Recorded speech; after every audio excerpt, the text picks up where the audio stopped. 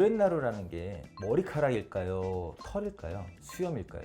어색할 수도 있고 비어 보일 수도 있고 얼굴이 작아 보이고 그런 부분은 뼈만의 문제가 아니에요. 구렛나루라는 게 머리카락일까요? 털일까요? 수염일까요? 구렛나루는 합쳐지는 부분이라 생각하시면 됩니다. 측면부에 머리가 있고 수염이 같이 합쳐져서 저처럼 털복숭이들은 이렇게 이제 합쳐지는 부분인데 굵어서 어색할 수도 있고 얇아서 비어 보일 수도 있고 특히 이제 남자들 같은 경우에는 남성적인 거를 강조하고 싶어 하셔서 또렷하고 굵게 만들고 싶어 하는 남성들이 있습니다. 하지만 여자들은 구렛나루 하셔야 돼요 라고 하면 왜 내가 그걸 하죠? 구렛나루는 너무 어색하고 남성적인데. 하지만 여자들 경우에도 구렛나루를 함으로써 얼굴이 훨씬 더 작게 보일 수 있기 때문에 남녀의 구렛나루는 성향 자체가 애초부터 다르다. 디자인은 남자는 조금 굵어도 되지만 여자들 같은 경우는 흘러내리기 때문에 구렛나루 모양이 얇지만 앞쪽에 있어서 광대나 있는 측면 부위가 가려질 수 있도록 디자인을 해주고 단일모로 안정적으로만 심어준다면 아름답고 자연스럽게 만들어질 수 있습니다. 일단 구렛나루는 두피 영역에 가까워서 머리카락하고 맞춰질 수 있도록 심어주는 게 기본적인 원칙이라고 보면 되겠죠. 머리카락에 서 있지 않아요. 절대 세워서 심으면 안 돼요. 최대한 심고 난 다음에 뉘어질 수 있는 방법으로 구렛나루를 심어주고 그 다음에 얇아야 됩니다. 무조건 하나짜리로 자연스럽게 심어주고 그러니까 심어야 되는 부위와 그 안쪽 부분 그 다음에 조금 더 안쪽까지도 같이 맞춰서 심어줬을 때 더 자연스러운 결과로 이어집니다. 절개든 비절개든 상관이 없습니다. 하지만 혹시라도 수술하고 나서 내가 일주일 안에 정말 중요한 미팅이 있어. 그러면 길이감이 있는 방법으로 심어주는 게 더 도움이 될 수 있겠죠. 절개가 그런 면에서는 도움이 될 수 있다. 물론 비절개도 긴 머리로 뽑아서 하는 경우도 도움이 되겠지만 원칙적으로는 절개가 더 편하기 때문에 절개법이 유리할 수 있지만 단일모로 나눠서 하는 거기 때문에 절개든 비절개든 상관은 없다.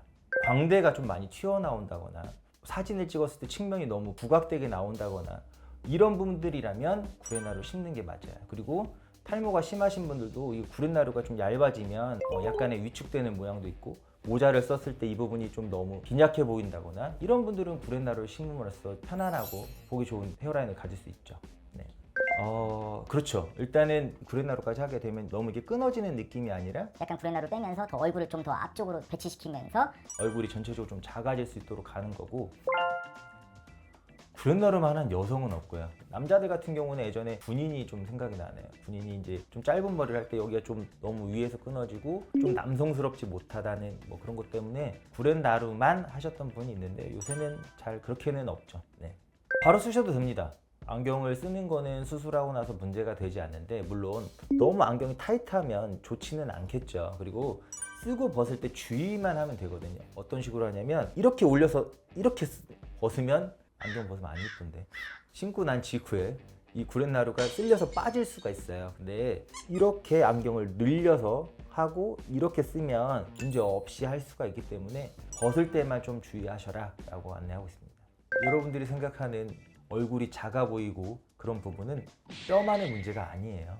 그러니까 오시는 분들 중에 광대 수술하고 나서도 헤어라인 하러 오시는 분들이 있고 광대 수술하러 갔다가 헤어라인으로 안내를 받고 오는 경우가 있습니다. 광대가 하나가 아니에요. 광대뼈가 앞쪽으로 튀어나와 있는 분들도 있고 옆쪽으로 튀어나온 분들도 있고 특히 구렛나루 이쪽 후방으로 뒤에가 너무 도드라져서 오히려 옆을 치기보다는 헤어라인을 권해서 오시는 분들이 가끔 있는데 그런 분들은 정말 굳이 윤곽 수술을 하지 않고도 헤어라인으로 본인이 원하는 아름다움을 가질 수가 있는 건데 옆에를 넣어놓고 오히려 더 뒷광대가 부각이 돼서 나중에 이러한 수술이 있다는 걸 알아서 수술을 하러 오시는 분들이 있거든요.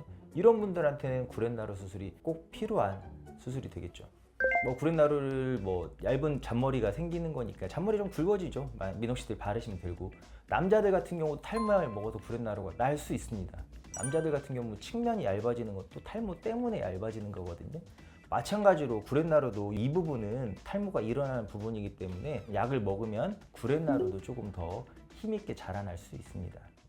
사실 생착하는 기간은 우리가 굉장히 짧거든요. 수술할 때 얼마만큼 신경을 써주느냐에 따라서 평생 결과가 나타나는 거기 때문에 여러분들이 주의할 경우는 한 달째까지도 염증이 생기면 뭐 약을 먹거나 뭐 필요한 조치를 취하고, 그리고 난 다음에 염증이 가라앉는 시기가 지나면은 자유롭게 원래 일상으로 다시 돌아가셔도 됩니다. 한 달 정도까지는 조금 주의사항을 소홀히 하면은 결과가 좀 안 나올 수 있긴 하지만, 그 이후에 1년까지 이거를 여러분들이 관리를 해야 된다, 이거는 그렇게 불편감이 있는 수술은 아니거든요. 편하게 마음 먹고 수술하시면 될 것 같습니다. 오늘 헤어라인과 구렛나루에 대해서 여러분들한테 설명을 드렸는데 어떻게 좀 궁금증이 해결되셨나요? 잘 됐으면 좋겠네요. 네, 일단 그 헤어라인 수술을 할 때 구렛나루 수술도 마찬가지로 잘 심어주는 병원을 여러분들이 잘 선택을 하셔가지고 자연스러운 결과를 얻길 바랍니다. 모건 피부과 이승용이었습니다. 감사합니다. 안녕. 안녕.